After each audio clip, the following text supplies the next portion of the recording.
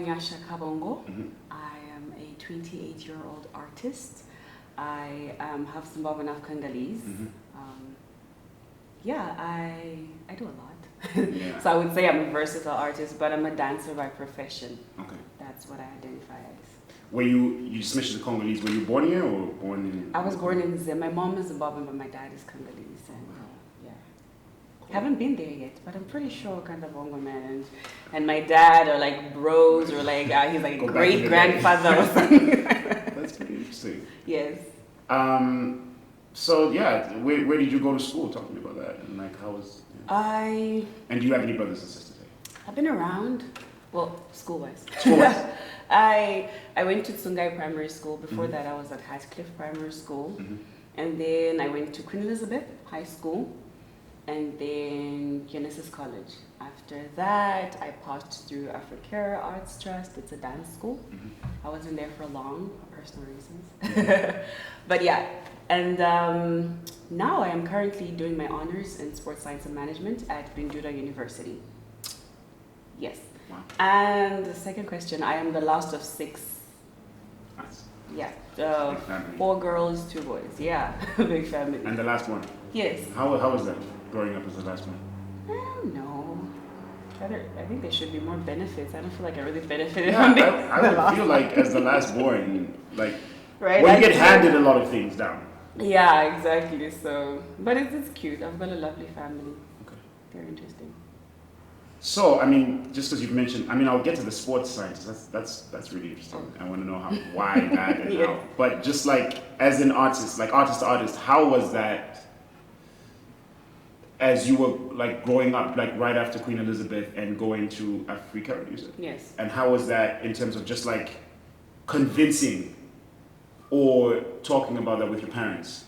Because as you know, our Zimbabwean parents are very...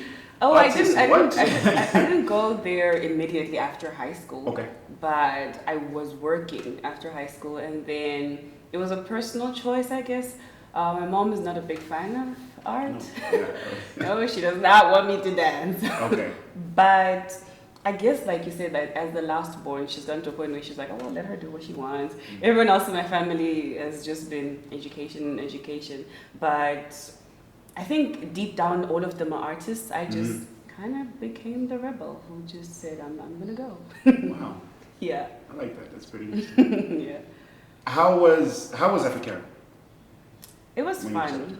It's a 3-year program. I was only there for a few months because I had some complications with my body, and then I fell sick, had surgery, so I dropped out. And then I had a phase where I was just sitting doing nothing.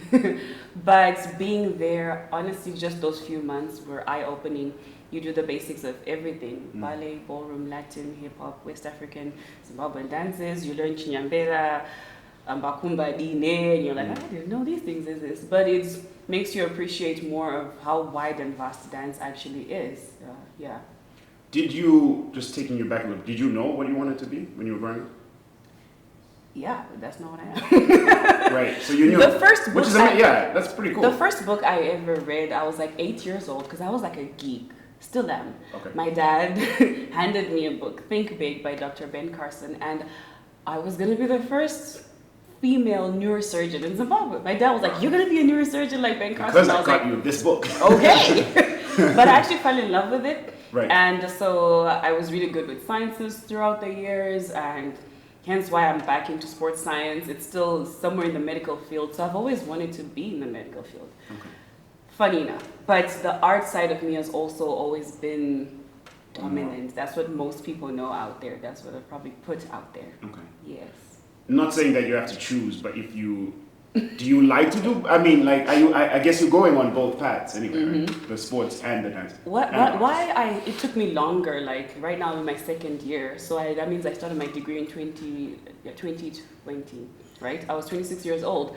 And I realized I love exercise science, fitness training, body motion, and that's in line with dance.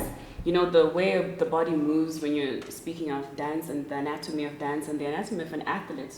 I feel like they meet somewhere halfway. Yeah. So that's me fusing sports and entertainment in a biomechanics, or I'm probably going to do a master's in biokinetics. So it's all body motion. So I feel like they actually, I wouldn't choose. I just keep it. They're intertwined somewhere somehow. Why? Yeah. Well, why dancing? Like why? Like what? How do you feel when you are expressing yourself through dance? If we speak about just dance. Peace of mind. Mm-hmm. Peace. It's like I feel like I'm sitting on top of somewhere in the Himalayas with monks, and we're just like breathing fresh air directly from God. Right. It is healing. Like sometimes when. Even like it can heal depression, because I remember going through phases where I was in life, and you're like, what am I doing? And you go to the studio and you just play the music and your body moves and you walk out and you're perfectly fine. Better, much better. So yeah, it's healing, I guess. Mm-hmm. So talk to me after Africara then.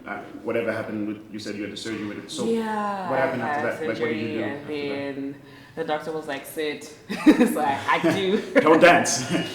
That was a really bad phase. 2016, I gained a lot of weight. And I did not like me that much. Mm-hmm. But after that, I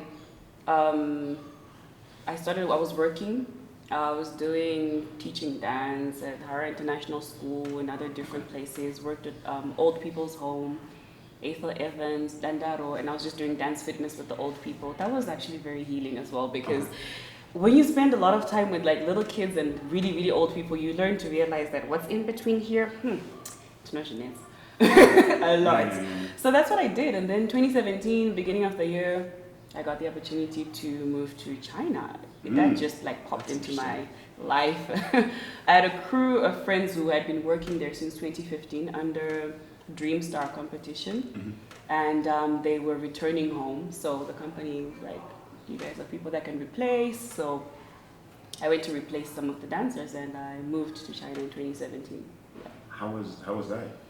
Especially having, I'm guessing to that point, you'd only been in Zimbabwe, right? Kind of. How was that? Here and there, but it was very different. Like extreme. Like it's like Asia is like the whole world is there, and then there's Asia. Right. Yeah. But it was fun. I worked at a performing arts company in Chengdu, Sichuan province. It was fun because they appreciate art, and I was able to just be a dancer full time, and literally just. Every day you wake up and you do the one thing that actually makes you feel alive. So that was a great experience. Absolutely. I had to move around a lot when I was younger. How, just in general, besides just, I think it helps that you were doing what you love anyway, but like how was it just acclimatizing to a new culture?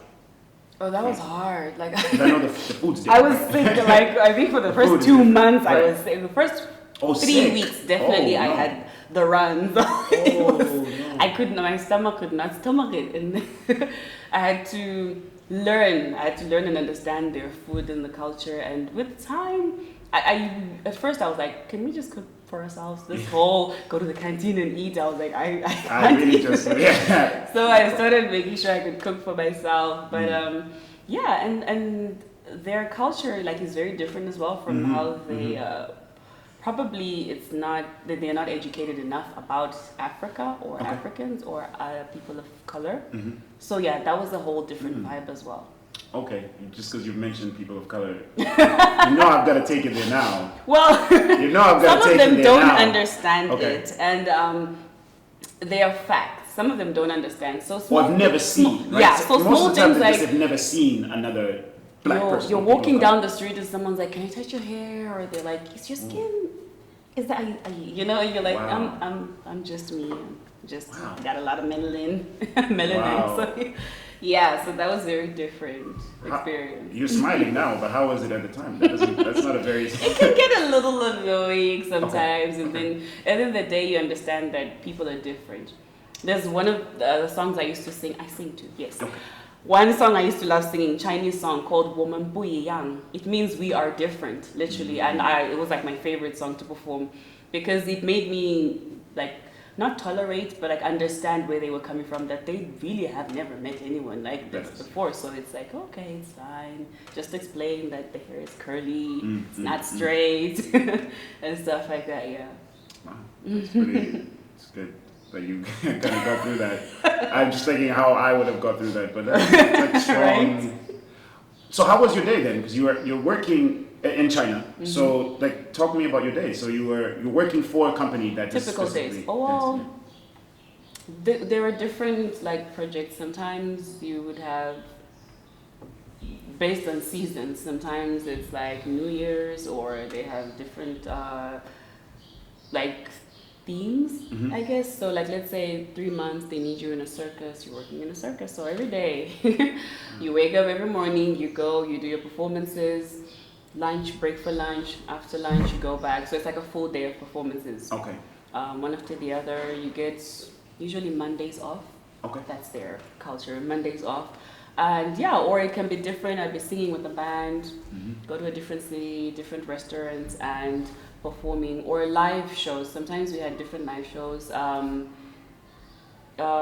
They like drumming a lot, so it was more of the African culture that we had to deliver, which was fun because we had the background and we could share with them who we are. Yeah. And like, immediately I think about like family. So you've got a really strong supportive family. How was that when you were away? And like, just that, did you miss them a lot? Did you want to come back home? I think so. Well, my whole family is actually scattered all over. Oh, okay. So, all right. Yeah, by Dubai, UK, Zambia. So it was just my mom actually that I left. I left my mom by herself. I feel like a bad child. But she understood. And you're back in the end. But I'm back home with mommy. Okay. So yeah, but we do miss each other because we're all scattered all over. And then you came back. And how was that? Yes. Yeah, it's we cooked COVID and then we came back. Yeah, I know, right? Yeah, I know. No, I'm joking.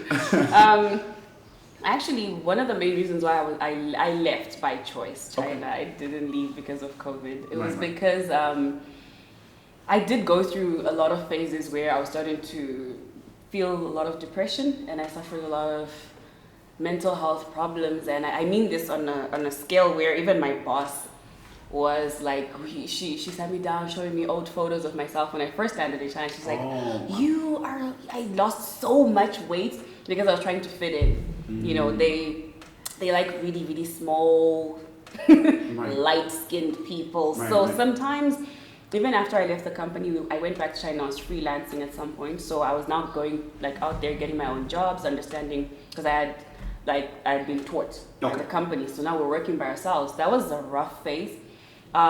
Those who love you, they accept you as you are. But those who just don't, you literally hear you're fat 50 times a day.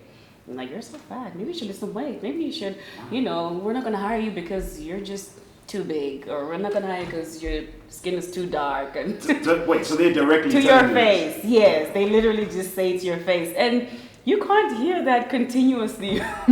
For a year and not it affect you. Starts to have eating disorders and so all of that was getting to my brain, and I called home and I was like, guys, I think I'm depressed. And my mom was like yelling at everyone like, let's bring the child home.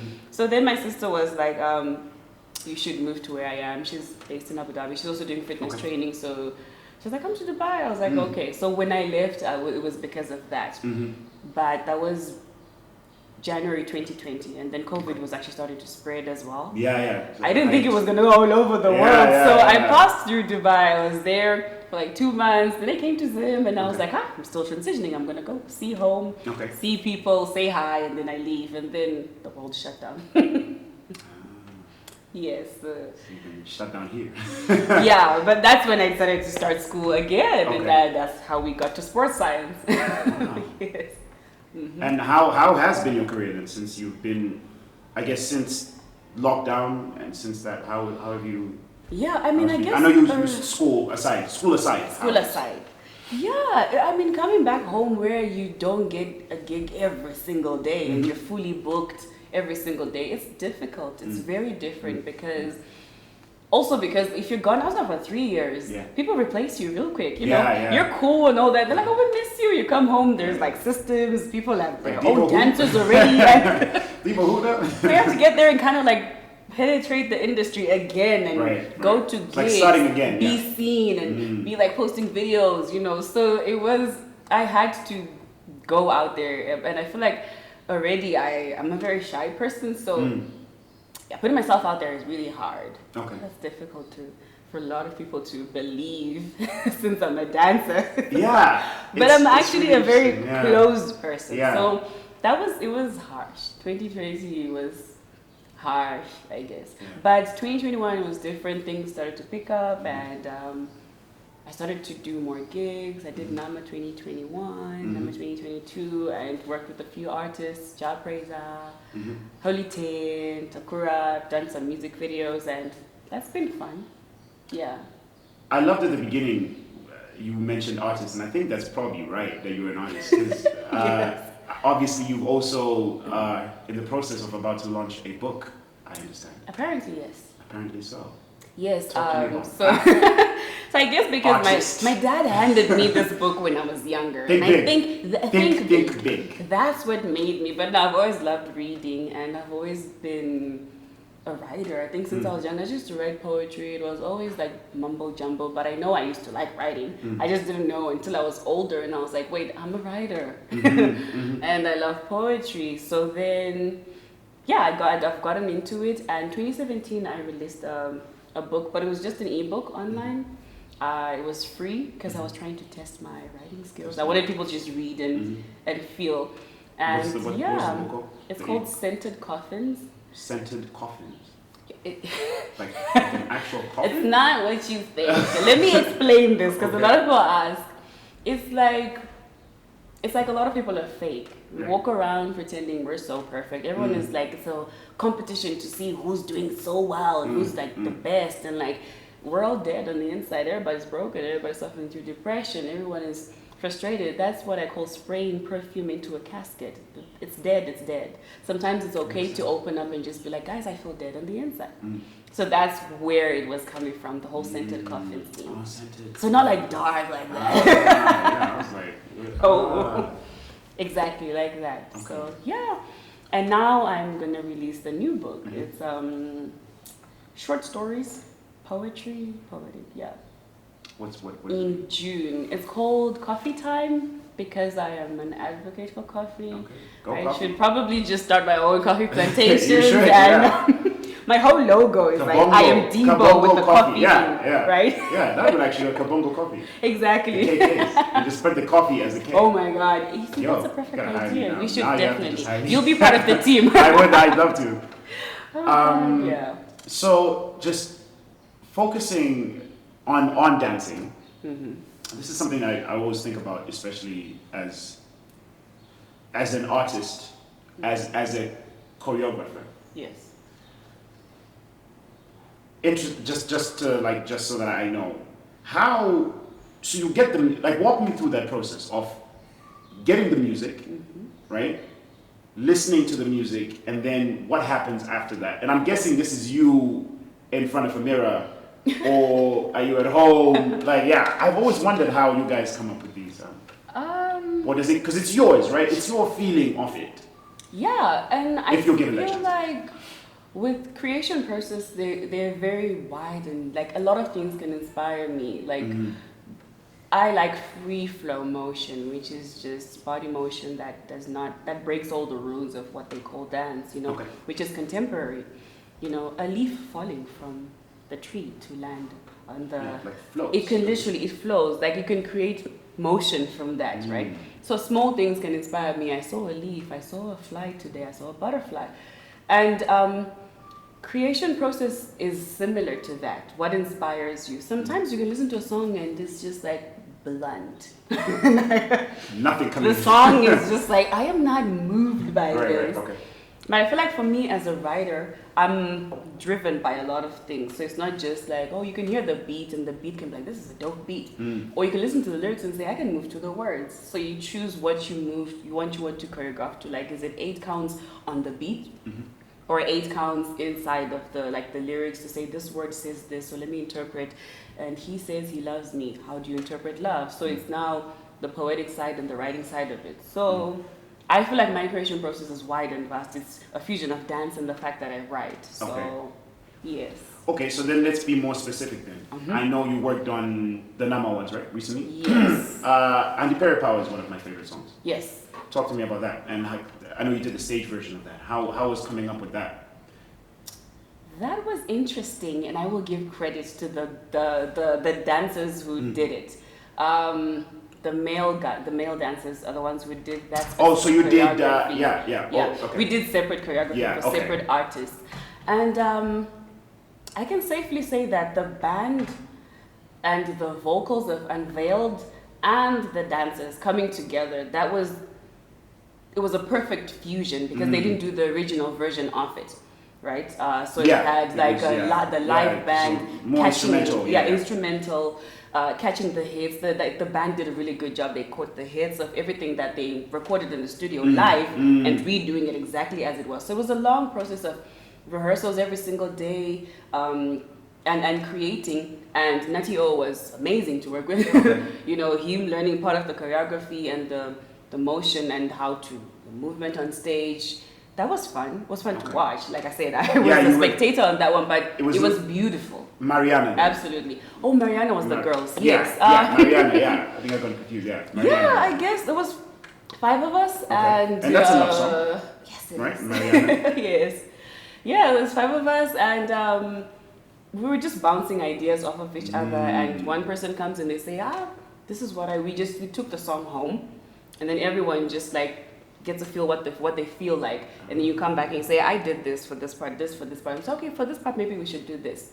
This looks better. What you did looks nicer, and So it's also about working with people who are not arrogant. It's people who are humble enough to say, okay, we all went home, we came back. I think you did better than me, and that's really nice. So if you're able to compliment another woman, another person, and be like, that looks better. Let's work with that. That was how we did it, and we were a team. That was fun. Yeah. And Yasha David was amazing to work with. He loves dancing. I was impressed. He did such a good job. No, well done to you guys for your Thank you. It was really good. Thank you. So we've talked all things good. Is there something bad coming? Oh. I don't know. Maybe not. Okay. But I feel like I have to ask this question in terms of just as a woman. Besides let's talk about more in Zimbabwe. So we'll leave China out. Okay. Since you've been back anyway. Have there been any challenges as a woman in this industry and trying to, get gigs and make it? And I'm thinking specifically about the metoo campaign. Has that affected you in any way? It's like a wry smile. It's like, if I could tell you. Oh my God. Well, I think it's it happens to everyone. We can't necessarily say anyone is immune to it, I like I said, I'm a very self-conscious, shy person, funny enough.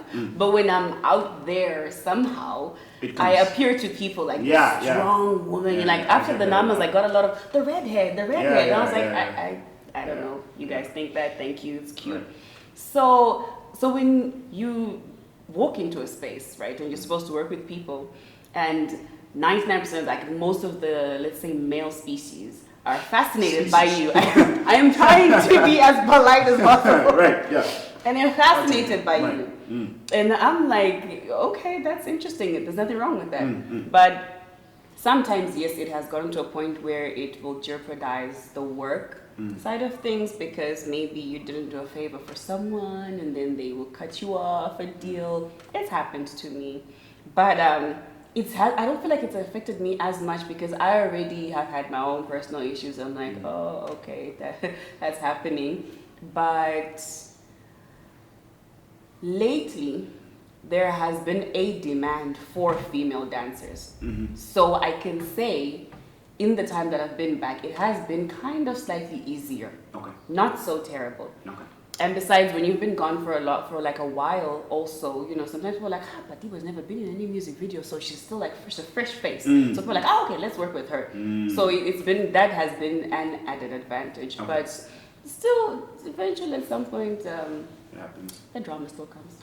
How do you, I mean, we've been talking for, I don't know, maybe 20 minutes, something like that. Mm-hmm. It seems to me that you come across as a very, like you said, you're already shy anyway, but you're very sort of laid back about some of the I'd say the dark things that have happened to your life. Is that your mentality in life, to just sort of, like, it comes and I will let it go, rather than it comes and I dwell on it? I know you had that depression incident, but it seems like either way you managed to get yourself I'm not going to sit here and say I got out of it. You don't get out of it. It's still there. I wake up almost every single day and I'm like, I'm going to convince myself to get up and live life, you know, and continue to...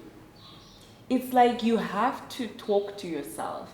And sometimes it's not easy, but if you have someone, and this is important, to have people around you that can stand when you can't stand. And for me, that's my sister. Shout out, I have to say, Miriam Kabongo.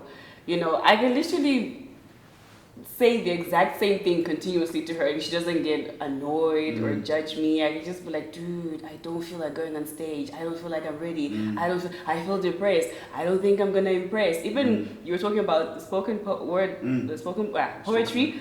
Going on stage that day, I was like, I can't do it. She's like, you wrote it. I was like, well, I don't feel like I can deliver. You know, and then after you post and people are like, oh, we like it. And you're like, oh, okay. So sometimes it's having people you can always cry to when you feel like you need to cry. So I don't think I'm out of it. Okay. It's a daily thing. You don't ever really snap out of it. I don't believe that that's possible where you can say, I fully healed from this. Because it's like an ongoing... Yeah, it's a journey. It's becoming. Like Michelle Obama's book, The Becoming. You're always becoming something brand new, and yes. So then, since we're there, if you had to take yourself back, I'm going to ask you to take yourself back to like when you were 16 years old. What advice would you give a young Deborah Debo at 16 years old? What would you tell her? I would say eat. Eat. Eat food. Eat. I say this because when I was around about that age, I suffered from a lot of eating disorders, and I feel like that it has followed me all my life.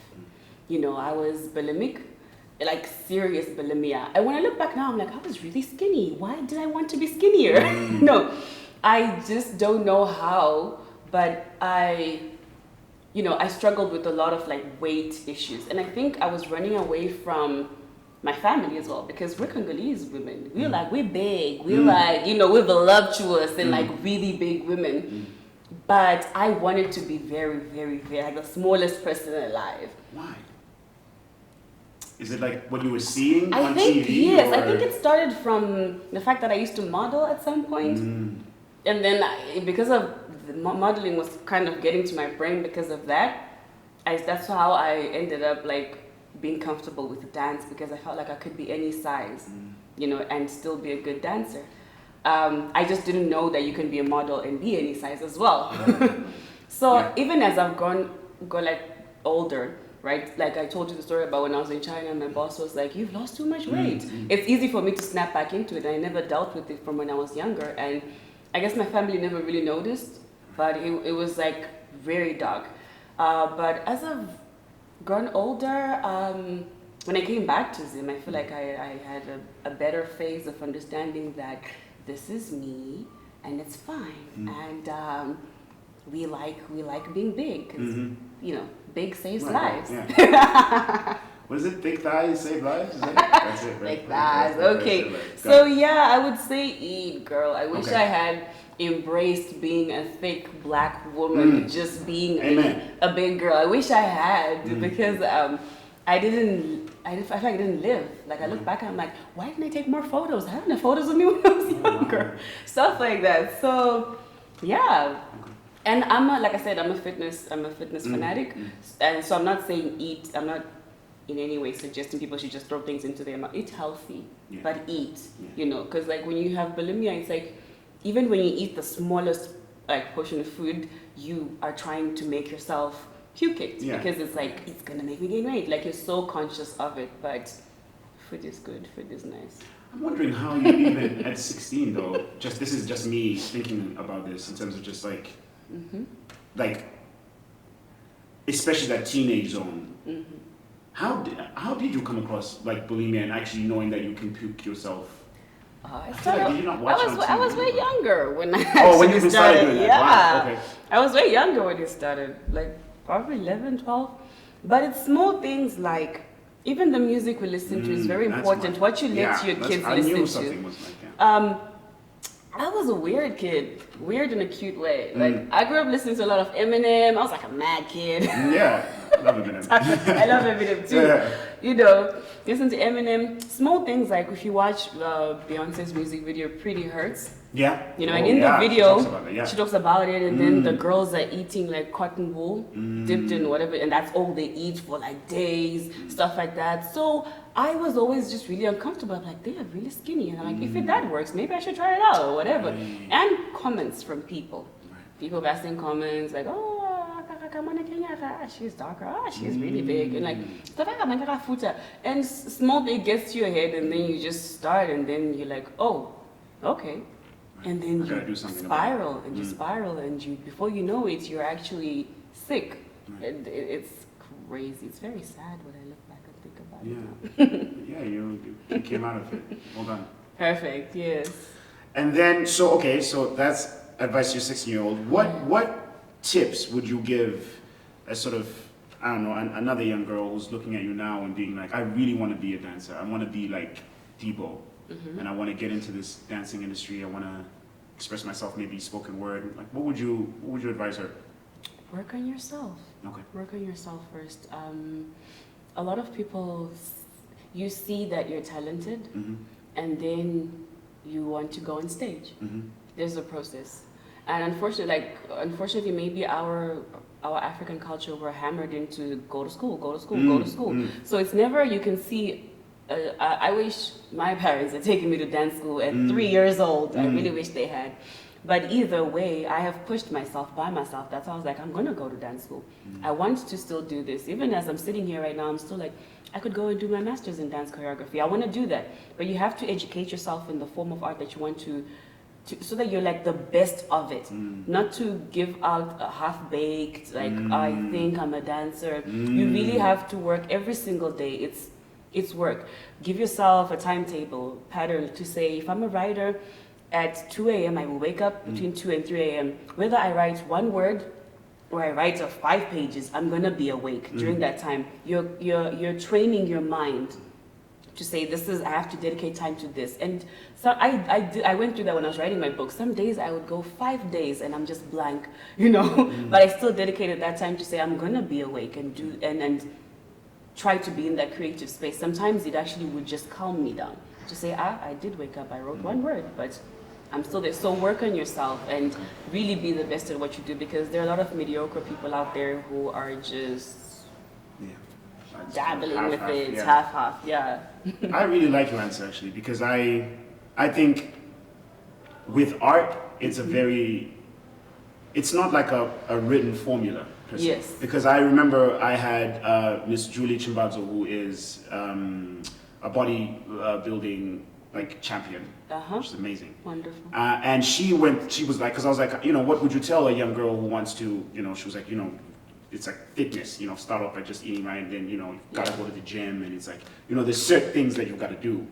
So, but it's so interesting and refreshing to hear your answer, being like, actually, no, just like, actually work on yourself and take yourself to the, you know, make sure you get some sort of education on it for you to be able to exactly. shine. That's actually a great point. Like, even one of the main reasons why I decided to do exercise science and sports science, you get a lot of people who watch YouTube tutorials, and tomorrow they wake up, they're like, I'm a fitness trainer, and they're posting these things online, and you're like, first of all, your alignment is wrong. You're gonna give someone a knee injury doing that. So I believe educate yourself before you go out there and you know, master your art so well before you put it out there. It's important. You mentioned days, like you mentioned a bit of a timetable. Do you have a timetable now? Is there a certain time you wake up and a certain time you go to bed, or? Oh no. Or it's just everywhere? Right now, because I'm in school and working at the same time, that's difficult. When I've got assignments, I am up until 2, 3, 4 a.m. Sometimes like when we're doing the namas, we had a strict timetable, so I was there the whole day for rehearsals. And then I have other side jobs, and then you have to study into the night. So it's not really set at this point in my life. But I try to make time for me time, Devo time, writing time, dance rehearsal, or like just working on my own dance, like improving my own art. And so it's haphazard, but I think it's looking healthy-ish. Yeah. No, it's good. I feel like, I think that separation, I know some people don't agree, but I think that separation of time, it's like me time, work time. family time. Yeah. Mm-hmm. So, as we look into the future, so taking back myself last question, as we look into the future for you. Okay. Where do you see yourself in 5 years? Wow, that's a very interesting Specific, question. right? I said 5 years too. I didn't say 10 years. I said 5. 5 years. Obviously the masters, right? Yeah, definitely. But like I said, I'm still torn in between the two because I can't exactly do both at the same time. I wish I could do like a dual master's degree where I really want to do my master's in dance choreography or master's in biokinetics. So I think I'll be somewhere in between the two. I'll decide before the year ends this year. But yes, definitely that. And I want to have put some of my music and spoken word albums out there. My new book that I'm working on, and many other things according to what Jesus thinks. Jesus is like watching right now. He's watching like, you're making plans. Yeah. I see you. But I take it one moment at a time. Yeah. And God willing, we'll be there in 5 years. Yeah. If COVID doesn't take us, or I know. Hopefully COVID is done. The Ukrainians, if they don't, something could happen. But I've learned to just one moment at a time and build as we go. Yes. I like it. One moment at a time. I'll take that. Yep. Thank you so much for joining me. Thank you for having me. Appreciate you. Thank you. Cool. Okay. How was that? Oh, are we done? Can I we breathe done? now? Oh, you can breathe. Well, you're not breathing. I was holding my breath like, I gotta look slimmer. Joking. How was it? It was fun. It was fun. I'm just No, you didn't.